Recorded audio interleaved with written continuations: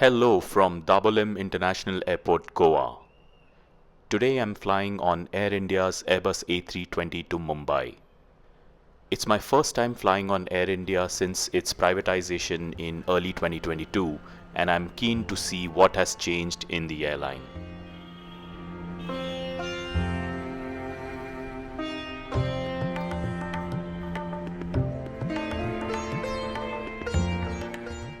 Goa's Dabolim International Airport is located near the city of Vasco da Gama in the southern part of the state.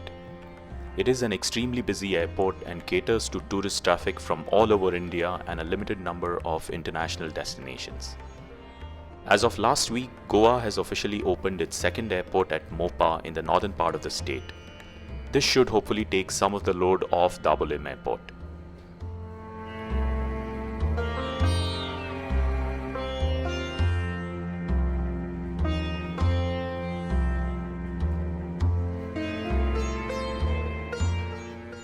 There were hardly any queues at the Air India check-in counters, and I managed to check in less than 5 minutes.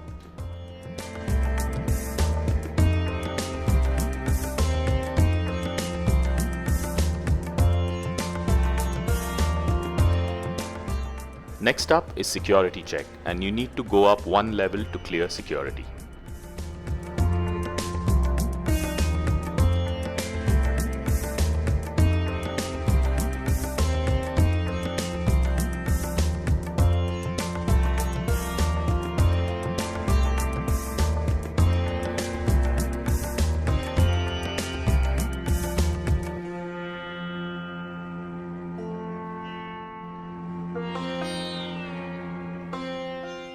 After clearing security, you need to go one more level up to the main departures area. The departures hold area was full of people. There are a bunch of back-to-back departures from Goa in the afternoon, and every flight looked like it was packed to capacity. There was a huge queue outside the Good Times bar, which serves as a lounge, as well as the airport's food court.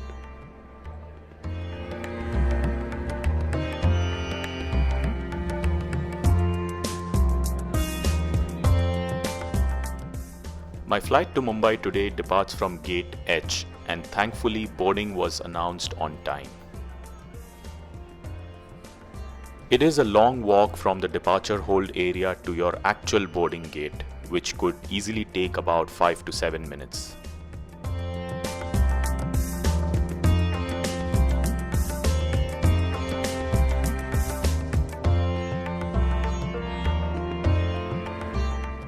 My ride to Mumbai today is a 7-year-old Airbus A320 VTEXC.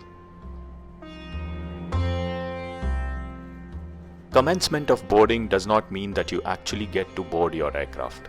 We were made to line up and wait at the boarding gate for nearly 10 minutes, and a long queue had formed behind me, as you can see. Why would you start boarding if the aircraft is not ready to accept passengers, I wonder?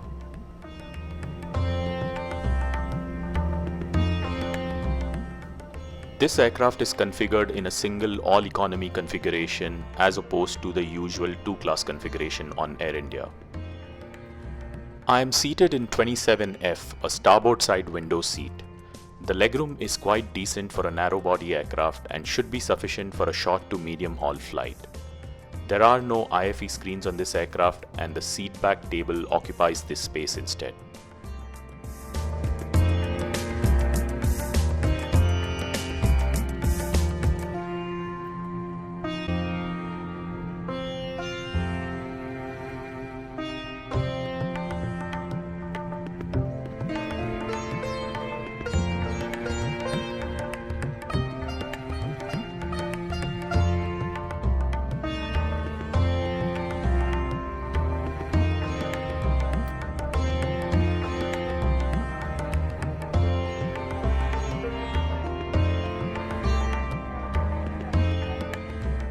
The boarding process took a long time to complete, and we finally pushed back with a delay of around 30 minutes.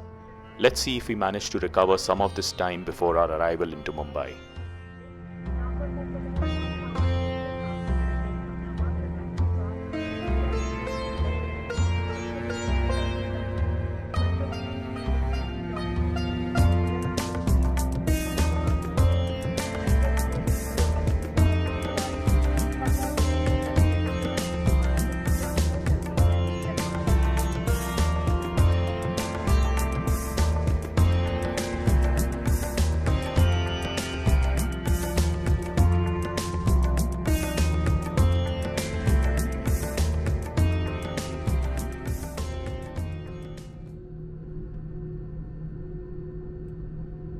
all crew take off stations.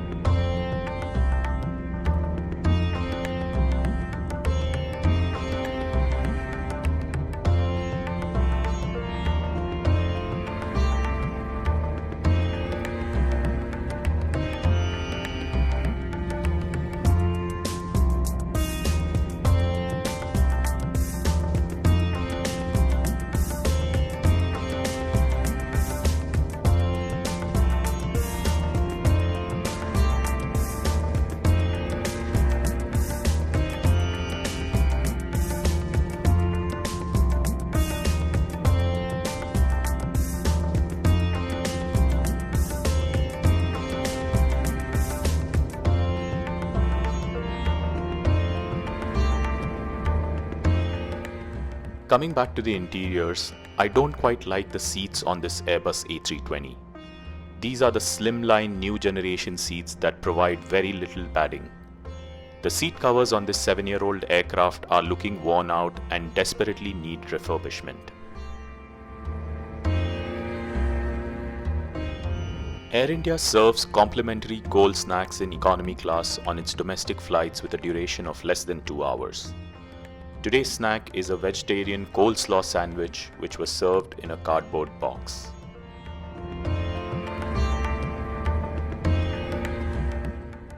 The sandwich was not bad at all and was accompanied by a small bottle of water. No other hot or cold beverages was served.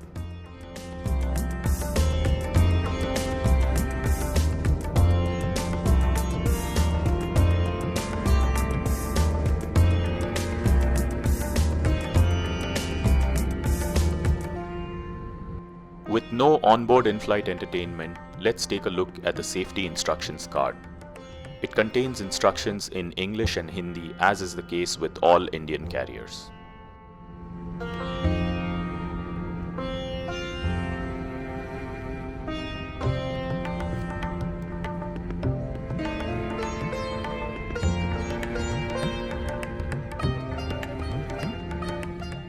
The flight was quite smooth, and soon enough the captain announced that we had commenced our descent into Mumbai.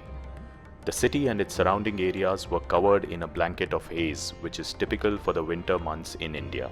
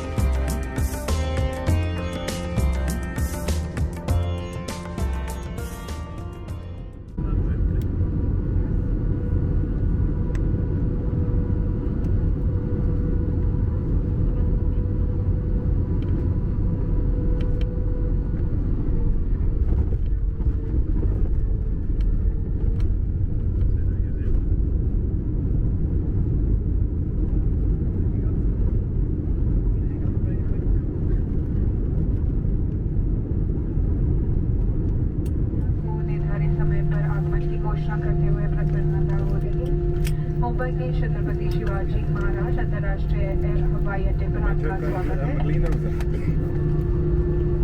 बाहर का तापमान 32। Dear guests, Air India is pleased to announce on-time arrival. Welcome to Chhatrapati Shivaji Maharaj International Airport at Mumbai. The outside temperature is 32 degrees Celsius. Please remain seated and do not open overhead bins until the seatbelt sign is switched off.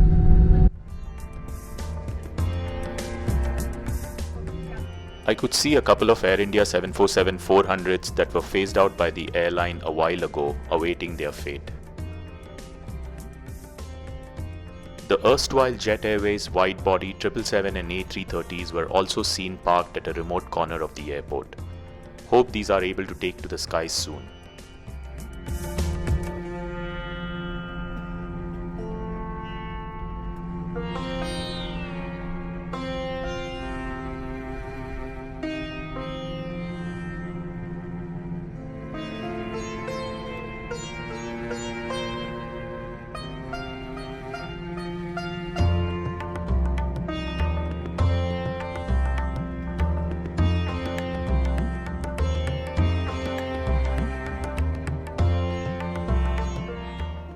Mumbai Airport's Terminal 2 is quite literally a work of art. It is an absolute pleasure flying in and out of this terminal. Let me take this opportunity to summarize my experience on Air India. I see some visible changes like the focus on on-time departure and arrivals. However, Air India needs to work really hard to improve their onboard hard and soft product. The aircraft interiors especially need urgent refurbishment. Onboard service could be enhanced as well to make it on par with, say, Vistara. Wink wink.